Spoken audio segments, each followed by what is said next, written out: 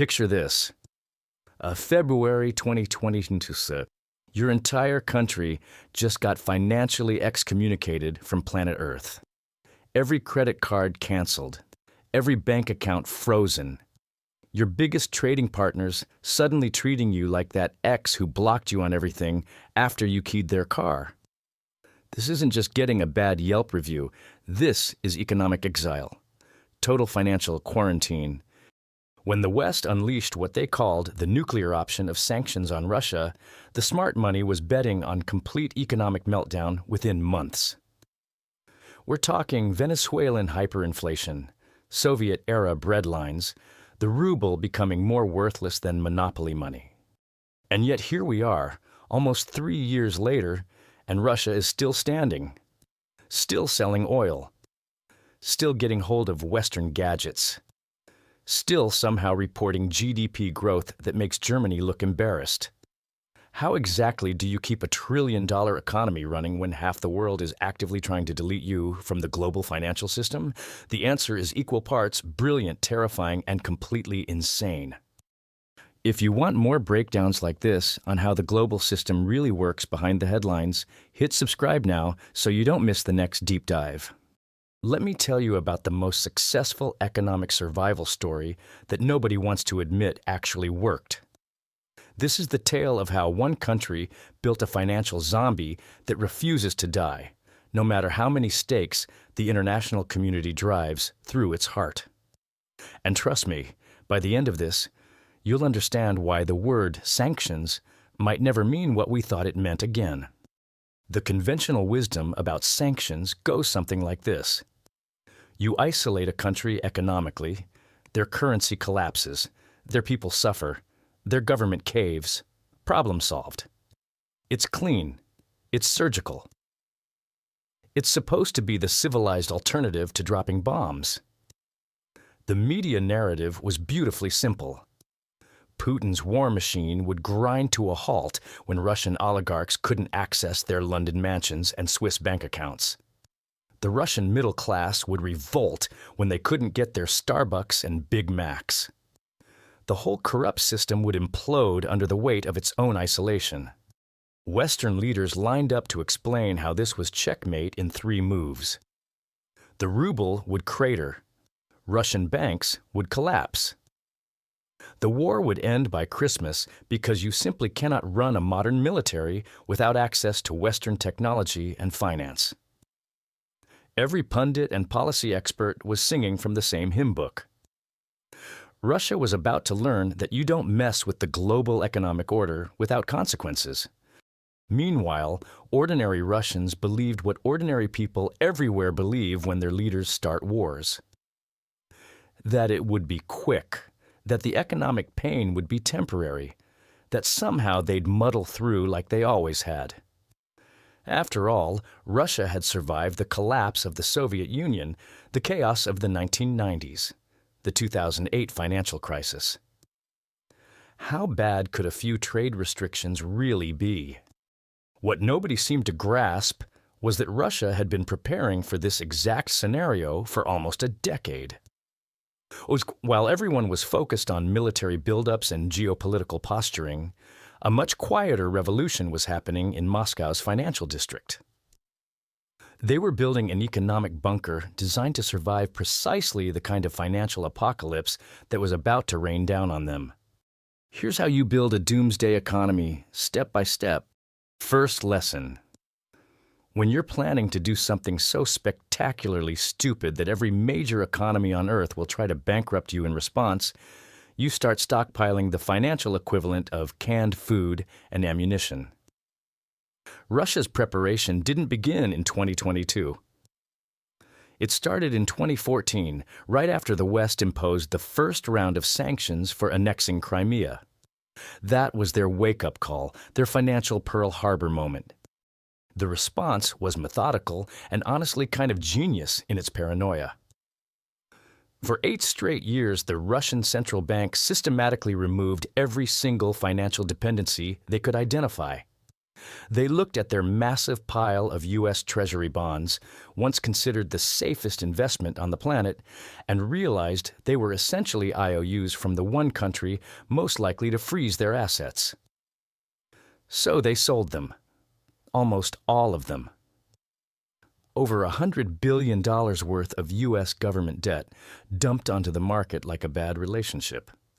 But selling U.S. bonds was just the beginning.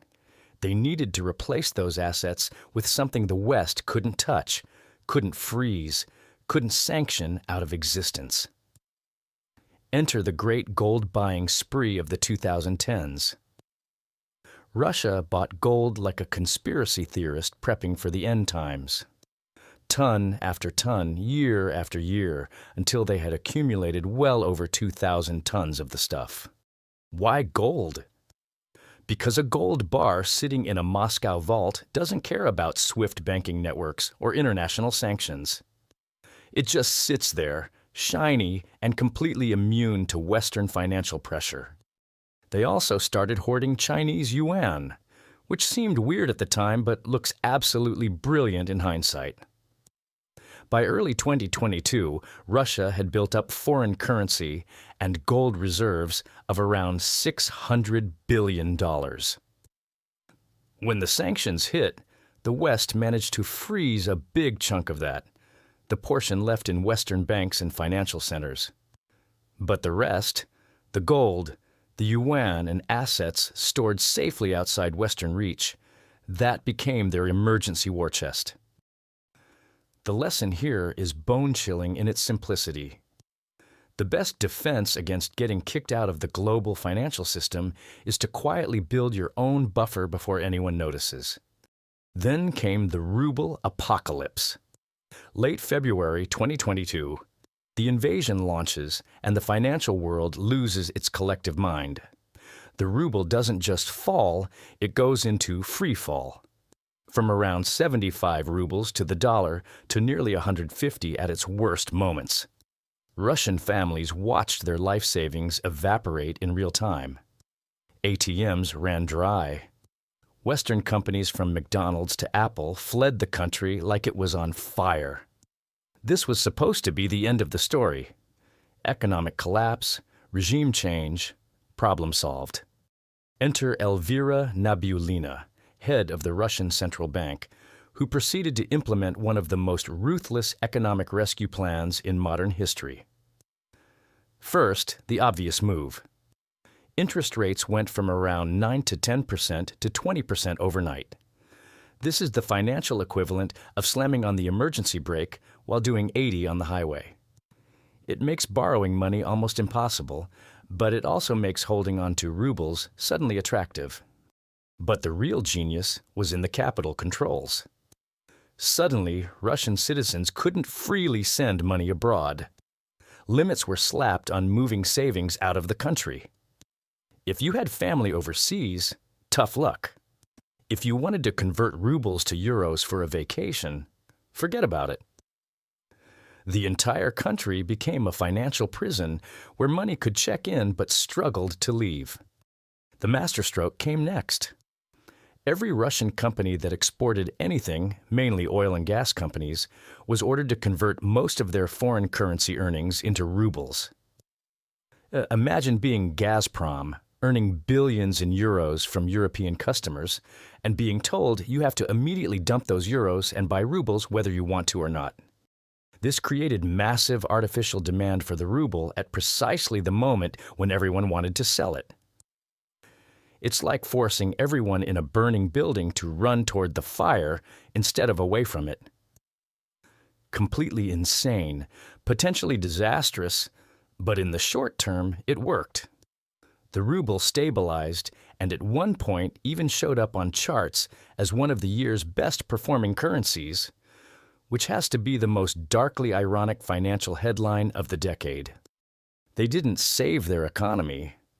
They just put their currency in a chokehold until it stopped screaming. Now here's where the story gets really weird. Russia's entire economy is basically one giant gas station. Oil and gas exports fund everything from the military to the pension system. But their biggest customers, European countries, had just sworn off Russian energy as fast as they could. Even worse, by December 2022, the G7 and European Union imposed a $60 per barrel price cap on Russian oil. The message was simple. Sell your oil for more than $60, and you're banned from using key Western services to make the sale happen. That sounds almost polite until you realize what Western services actually means. We're talking about the banks that finance oil deals, the traders who broker them, the shipping companies that transport the crude, and most critically, the insurance companies that cover the tankers. A huge share of global maritime insurance is controlled by a handful of companies based in Europe and their partners. No insurance means no port will let you dock, no canal will let you pass through. It's a complete maritime chokehold disguised as a bureaucratic rule. This should have been checkmate. Game over. Russia's oil industry dead in the water. Instead, they built what can only be described as a ghost fleet. Starting in 2022, mysterious shell companies registered in places like Dubai and Hong Kong began buying up every aging, barely seaworthy oil tanker they could find. We're talking about hundreds of ships, many of them decades old, purchased through networks of front companies that would make a money launderer proud. These ships operate in the shadows. They turn off their GPS tracking systems to hide their locations. They conduct ship-to-ship transfers in the middle of the ocean to disguise where the oil originally came from. They self-insure, which is basically crossing your fingers and hoping you don't cause the next Exxon Valdez disaster. This ghost fleet has been selling Russian oil above the official price cap to eager customers in India, China, and beyond, who are happy to buy sanctioned crude at a discount and ask no questions. Russia is now operating one of the world's largest floating gray zone enterprises, breaking or bending every maritime safety rule ever written, all with the tacit approval of some very large and supposedly respectable governments. But selling oil through shadow fleets only solves half the problem. When Apple, Mercedes-Benz, IKEA, and basically every other Western brand fled Russia in early 2022, it should have been a consumer apocalypse. No more iPhones, no spare parts for German cars, no Swedish meatballs. The plan was to bomb Russian consumers back to Soviet-era deprivation, forcing them to choose between supporting the war or having access to modern consumer goods. Walk through a Moscow mall today and you'll see something that shouldn't exist. Brand new smartphones for sale, spare parts for European cars, coffee shops that look suspiciously like Starbucks but with slightly different logos. This isn't black magic. It's called parallel imports. And in May 2022, the Russian government officially legalized what amounts to international smuggling in a suit and tie. They published a massive list of Western products, everything from luxury cars to children's toys that could now be imported without the permission of the trademark holder. This isn't about counterfeit goods. This is gray market arbitrage on a national scale. Here's how it works. A company in Kazakhstan places an order for 50,000 phones directly from a Western supplier. That shipment arrives in Almaty. Then most of those phones are immediately loaded onto trucks and driven across the border into Russia, where they're sold at a significant markup. The West tries to stop this by forcing companies in neighboring countries to sign no re-export agreements, but it's almost impossible to police perfectly. You just create Shell Company A, which sells to Shell Company B, which sells to Shell Company C, which then mysteriously loses a shipment directly into a Russian warehouse. The free market, it turns out, absolutely hates a vacuum and will find a way to sell consumer electronics to a sanctioned country, even if it requires bribing customs agents in 3 different nations. This brings us to the payments problem, which should have been unsolvable. How do you pay for ghost fleet oil and smuggled electronics when you can't use dollars, euros, or the SWIFT banking system? You can't exactly show up at the port with a suitcase full of rubles. The answer came in two parts, one clever and one deeply awkward. The clever part was China. Before the war, a lot of Russia-China trade was conducted in US dollars, which seems insane in hindsight. As of 2023-2024, the overwhelming majority of their trade, worth well over $200 billion annually, is settled in rubles and Chinese yuan. Russia's foreign currency reserves are now stuffed with yuan instead of dollars. The yuan has become the most traded foreign currency on the Moscow Stock Exchange. China essentially became Russia's new bank, their new Amazon, and their new SWIFT network all rolled into one. The disaster was India. India loves cheap Russian oil and bought tens of billions of dollars worth of it, but the payment system became a complete farce. They tried to establish a Rupee-Ruble exchange mechanism, and it failed almost immediately because of a massive trade imbalance. Russia was selling oil to India, but Russia doesn't want to buy equivalent amounts of Indian textiles and tea. This created what economists started calling the rupee trap. Russia ended up sitting on a pile of Indian rupees parked in Indian banks that they couldn't really spend outside India. The rupee isn't freely convertible internationally. It's like being paid in gift cards to a store you never want to shop at. Russian officials had to publicly complain about being buried under money they technically had, but practically couldn't use. The lesson here is that surviving sanctions isn't just about selling your products. It's about getting paid in something that actually works outside your buyer's borders. When McDonald's, Coca-Cola, and Starbucks shut down their Russian operations in spring 2022, it wasn't just an economic blow. It was a cultural amputation. These weren't just restaurants and drinks. They were symbols of connection to the broader world, promises that Russia was part of the global community. The Kremlin's solution was import substitution, which is a fancy economic term for making knockoff versions of everything yourself.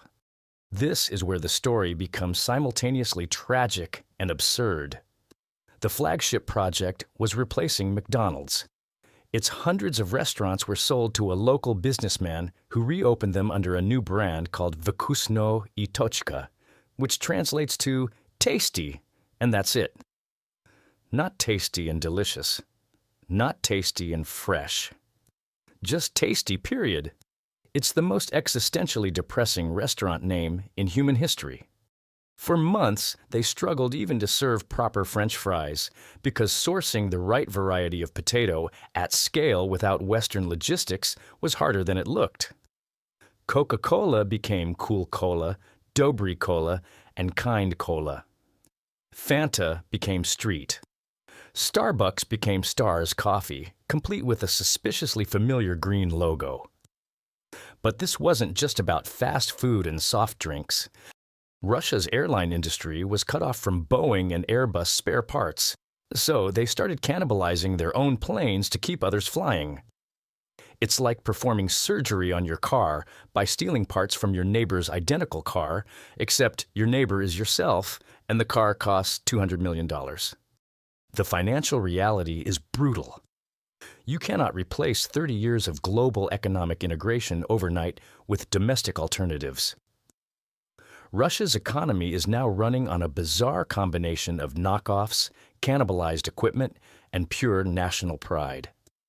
It looks like a functioning consumer economy from the outside, but a lot of it is essentially an economic Potemkin village held together with duct tape and delusion. This brings us to the massive question: how is Russia paying for all of this? The ghost ships, the parallel imports, the tasty and that's it franchises. They're also fighting an extremely expensive war. Wars don't just kill people. They consume money at an absolutely staggering rate. The answer is simple and terrifying. Russia has converted its federal budget into a war economy. In 2024, Russia officially allocated a huge share of government spending to defense, the highest proportion since the final days of the Soviet Union. And once you factor in classified items and security agencies, the real number is almost certainly higher than what's published. This is the new economic model. It's not capitalism. It's not socialism. It's Keynesian economics with tanks. Here's how it works. The government prints rubles and gives them to a factory in the Urals. That factory hires 1,000 new workers to run 24-hour shifts building artillery shells. Those workers get paid and spend their salaries on kind cola and tasty burgers. The factory owner gets rich. The government reports solid GDP growth faster than many Western countries. Everyone celebrates the apparent economic miracle. It's a complete illusion. This isn't productive economic growth. You're converting your national wealth into products designed to explode. You can't eat artillery shells. You can't live in a tank. You can't export a missile to pay for imported consumer goods. This is like burning your furniture to heat your house. Yes, you'll be warm for a while, but you're also destroying the things that make your house livable. This manic military spending is creating catastrophic labor shortages across the economy. Because here's the cruel irony. The war economy demands workers to build weapons, but the war itself steals those same workers to go use them. Russia's demographic crisis predates the current conflict, but the war has accelerated it into a full-blown catastrophe. The 2022 mobilization pulled hundreds of thousands of men directly out of the workforce. But the real economic damage came from the brain drain that followed. In the months after the invasion, hundreds of thousands more Russians fled the country. These weren't random people. These were the most educated, most mobile, most economically productive citizens. IT specialists, doctors, engineers, entrepreneurs. The entire professional class of Moscow and St. Petersburg. Add those numbers together, and you've removed a meaningful chunk of your most capable workforce in a single year. The result is an economic black hole. By late 2023, Russia was reporting some of the worst labor shortages in its modern history. Businesses are hiking wages by 20 or 30% just to poach workers from each other. They're hiring retirees and teenagers to fill critical positions. It's the ultimate self-defeating economic strategy. You're trying to patch a leak in your boat by drilling a bigger hole right next to it. But wait, there's more. What happens when Western companies want to leave Russia in an orderly fashion, selling their assets to local buyers at fair market prices? You'd think property rights and contract law would still apply, right? Sweet, naive child. This is where the mask doesn't just slip off, it gets ripped off and set on fire. In mid-2023, the Russian government simply seized the local operations of Danone, the French food company, and Carlsberg, the Danish beer company. One day you're running a multi-billion-dollar subsidiary, the next day you're locked out of your office, and a Kremlin-approved manager is sitting in your chair by presidential decree. Carlsberg's Russian beer empire was placed under state control. Danone's assets ended up in the hands of a businessman with close ties to Chechnya's leadership. This isn't economics. This is organized crime with government stationery. The message to every remaining foreign company was crystal clear. Your investment is now a hostage. You cannot leave cleanly. You cannot sell on your own terms. If you try to exit, we'll simply take everything. Russia has become a roach motel for international capital. So let's add up the final score. Russia has survived the most comprehensive sanctions regime in modern history by transforming itself into something unprecedented. A shadow-heavy economy powered by ghost ships, smuggling networks, knockoff brands, and military Keynesianism, all held together by authoritarian capital controls and outright expropriation. Has Russia survived? Absolutely. Is the Russian economy healthy? Absolutely not. It's a zombie. It looks alive from a distance. It's walking around making noise, even growing according to official statistics. But underneath, it's rotting from the inside out. Russia has successfully traded 30 years of Western economic integration for the privilege of becoming a junior partner to China. The entire economy is now essentially a resource extraction operation serving Beijing's industrial needs. Russia sells China oil and gas at friendship prices. China sells Russia everything else, from smartphones to machine tools at comfortable markups. Meanwhile, the financial reserves that were supposed to protect Russia are being drained to plug massive budget holes. The cannibalized aircraft will eventually stop flying. The labor shortages will worsen. The inflation caused by printing money to build tanks will keep quietly eating everyone's savings.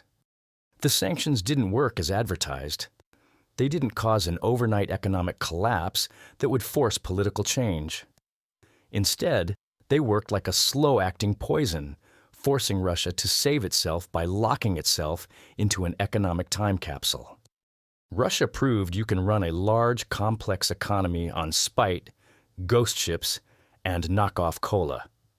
But only by accepting isolation, dependence, and the systematic destruction of your economic future.